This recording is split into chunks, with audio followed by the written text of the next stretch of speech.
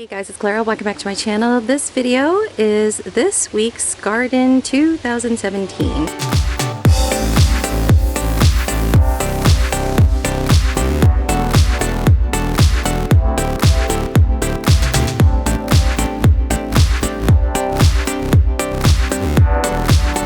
the past, I've done a series of gardening videos kind of showing you how things have grown and progressed from spring through the fall. But I'll probably only do a few videos this year because the garden, we kind of cut it in half this year just because we had so much production last year that we actually ended up filling the freezer, and we just had way more than we needed even after we gave some vegetables away. So what I'll do for this video is just kind of take you on a tour of the edibles and the non-edibles. So last year I did a bit of an experimentation with peppers, and I kept a few of the pepper plants I had last year. I grew some from seed. The M.I. Gardner peppers and the Dollar Tree peppers are all doing very well, and that's what all of these are. These were all grown from seed last year, and I just kind of kept them as short plants, like they're about this tall throughout the winter. I did have starter plants from my local nursery, and that's what these bigger plants are. And actually during the winter, the ones that I had bought as starter plants and I actually had bell pepper production, they ended up getting really huge in the wintertime. Those were a bit difficult because when spring came, we had a big aphid problem, and one of them actually didn't make it. So I don't know if overwintering a plant this big necessarily is worth it. So all of the pepper plants that I had overwintered, once I actually put them outside though, they did a lot better because there were ladybugs to take care of the aphid problem way better than I could. FYI, if you don't know, ladybugs are your best friend as a gardener. They'll eat lots of bugs that you don't want on your plants. What I've been doing with these plants also is doing the method, the Praxis method. If you don't know who that is, he's a pretty popular gardener on YouTube, and he has enormous bell pepper plants. He has a method where he prunes them in such a way that they get really, really big. And one of his pieces of advice when the plants are this big is to make sure that the plants don't grow any branches that are directed towards the center, to really have the plants more growing outward rather than inward, because you want a lot of circulation inside. So for plants like these, I've been removing branches that have been growing towards the center so that there's some fairly good circulation. I still bought some starter plants for peppers, but these are jalapenos. So this is what that looks like when the flowers are about to fall completely off, and that little bit of green that you see is the pepper starting to grow. There's a little pepper there. For these starter plants, since it's getting late in the season, I only did the Praxis method once or twice. When it was very young, I pruned it here. I hope this is focusing. So I cut off the plant here, and then all these 3 branches grew. Now the hot peppers, you could really tell the difference when you are planting between different pot sizes. These 2 plants were both starter plants that were the same size when I got them.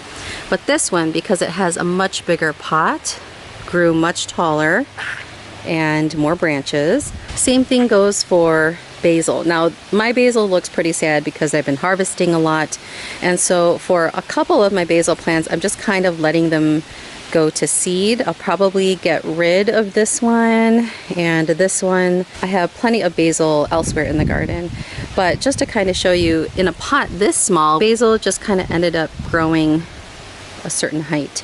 But with this pot, it ended up actually growing up into a huge bush, which unfortunately I have cut before I could show you. Even still grew that big when I had planted maybe about 10 radishes all around. Now this here is a French breakfast radish, and pot size also affects them as well. This size is really too late, in my opinion, to harvest a French breakfast radish. You could still eat it, but it might end up being a lot more strong. This size pot, which I showed last year, is much more shallow, so the radishes ended up being a bit smaller. These here are my favorite plants to grow every season. These are the sun sugar tomatoes. Aria will be harvesting a bunch of these today. And this plant at the other end of the garden was one that was really attacked by the aphid. So I just kind of put it way the heck over here just in case there was any issues. It also had a spider mite problem, but actually that looks pretty clear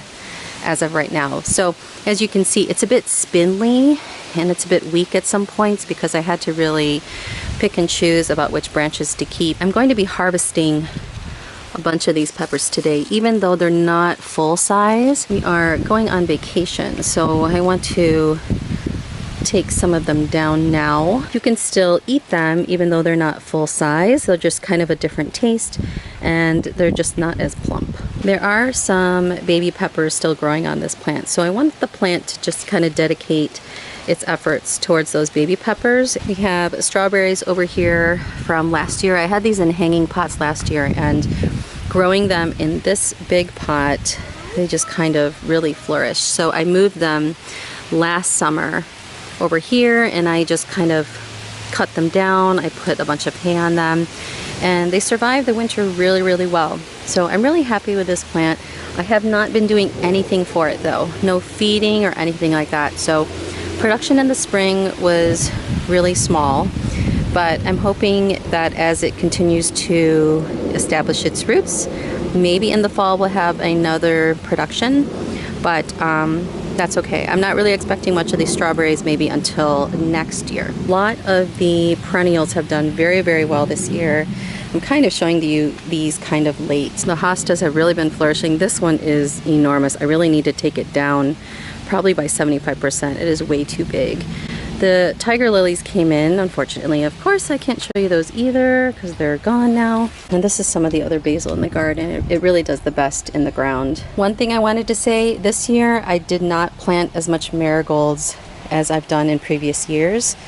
And I don't know, I think it's made a difference as far as the rabbits. So they say that marigolds really deter rabbits and some other animals from eating your garden. And last year I had them all around the garden, kind of interspersed between the perennials. This year I did not do as much, and unfortunately I think it made the rabbits more brave to come and kind of peruse the garden. So they've been kind of eating some of the flowers and some of the leaves. In that tree there, usually we have 3 hosta plants, but they ate 2 of them, which I'm okay with. I don't care about those hostas. FYI, these planters are from last year. They're from the Dollar Tree. They do pretty well with these kinds of flowers. And just a note to myself, Clara, for next year, don't overcrowd these pots because this marigold probably doesn't need to be here. Now, that being said, even though marigolds are supposed to deter rabbits, they will eat the marigolds if they're desperate enough. So as you can see, you might be able to tell spots in the flowers where the rabbits were really hungry. I also have my herb garden adjacent to the house. There's sage, oregano, some chives. Parsley came back, which was nice to know, so that's really nice. And this is not rabbit damage, this is me cutting off the flowers. There's thyme. On the other side, as far as herbs and such, there's lavender here. I also have lavender on the other side of the house that I brought from the condo. And then there's rosemary as well. And the last plant that I want to show you is one that I was really big on last year, but I really only have 1 plant instead of 8 or 9 because I grew these too late. That's my fault. And to be honest, I had way more than I needed. This is the bitter melon plant. And unfortunately, I could not give these away. But thankfully, even though I only have 1 plant that's growing, it is growing really well. It has a lot of offshoots. So hopefully that means that we'll have lots of fruit. So all these little buds here, they're flowers, and if they're a female, they will be producing a melon. So hopefully these get fertilized. I've been seeing some butterflies around here, so hopefully they have helped out with that. I've read somewhere that these are better to grow in pairs or 3s so that you can kind of have some cross-pollination. I don't know if that's really necessarily true. We will find out this year. I've only done a little bit of fertilization. Instead of the tomato tone, I used the EcoSmart this year, also with Epsom salt, eggshells, some worm castings, and for some of the soil that I had reused, I put a bit of perlite to help with the drainage. Okay, so that is it for this year's garden, summer 2017.